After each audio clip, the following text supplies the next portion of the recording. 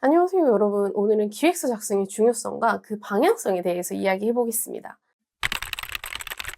솔직히 제 유튜브는 제가 설명을 너무 잘해서 댓글이 잘 안 달리는데 벤치마킹, 콘티, 계획서 이런 부분에 대해서 문의 요청이 많이 들어왔었어요.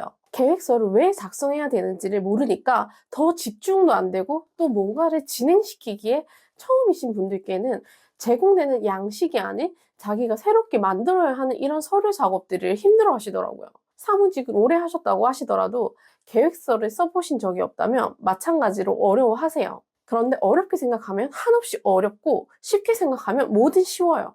계획서가 뭐냐면 목표를 설정하고 이 목표를 달성하기 위해서 가는 길을 개척하는 거예요. 목표는 저기에 있고 나는 여기에 있어요. 산 정상이라고 생각을 해보세요. 고속도로처럼 길이 놓여 있다면 쭉 직진만 하면 되지만 산이잖아요.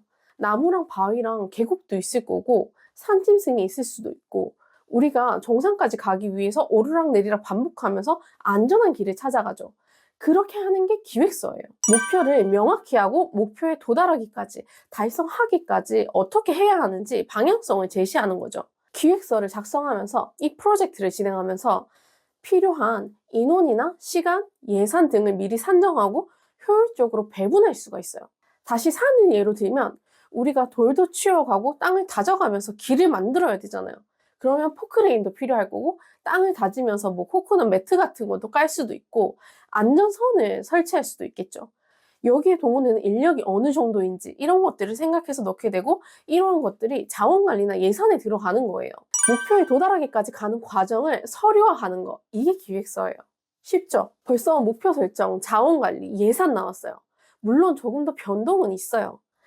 지금은 뭘 넣어야 하는지 알아가는 단계니까. 기획서를 작성할 때 내가 생각만 하는 게 아니라 자료 조사를 하잖아요. 내가 포크레인 기사님한테 문의를 하면 그런 인부팀에 의뢰를 해서 여기서부터 저기까지 길을 내야 한다. 그러면 이분들이 기간은 어느 정도 걸리고 사람을 이 정도 써야 되고 뭐 이런 거 저런 거 하다 보면은 이렇게 더 추가된 기간이 걸릴 수도 있다라는 피드백을 받잖아요. 그럼 이런 것들을 견적 비교를 해보면서 평균치와 미니멈 맥스 기간과 예산이 나오고 여기에 내가 따로 작업해야 될 것들이 있을 때 플러스 알파를 추가해서 진행되는 겁니다. 이렇게 일정도 잡았어요. 우리가 길을 만드는 작업을 하는 공사를 하다 보니까 당연히 사건, 사고가 날 수밖에 없잖아요. 이런 게 위험성입니다.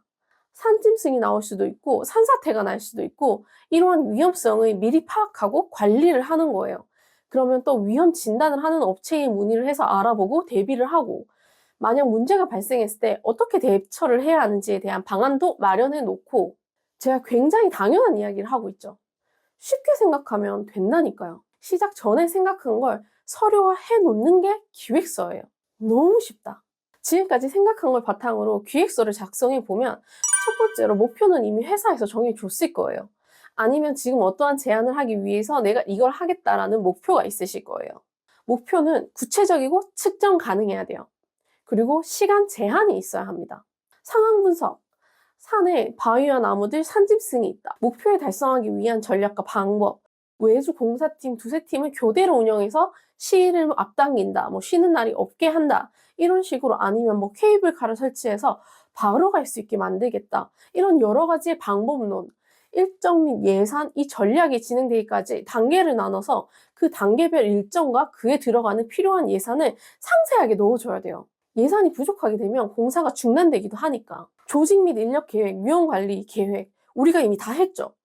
산사태가 날 수도 있고 산짐승 문제도 있을 수가 있으니까.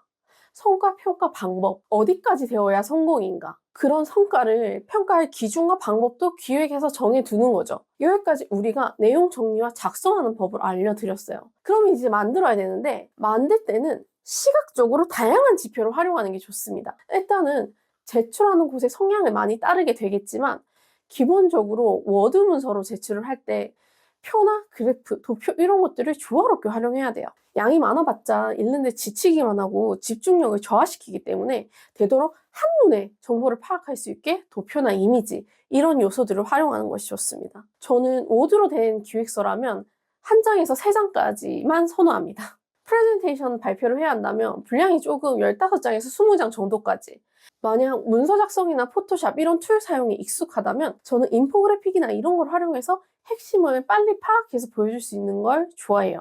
그리고 요즘은 템플릿을 제공하는 곳이 많다 보니까 내용에 힘을 실어주고 디자인적인 부분을 미리 캠퍼스나 망고보드 이런 곳에 템플릿을 활용하는 것이 시간 절약이 되고 좋아요.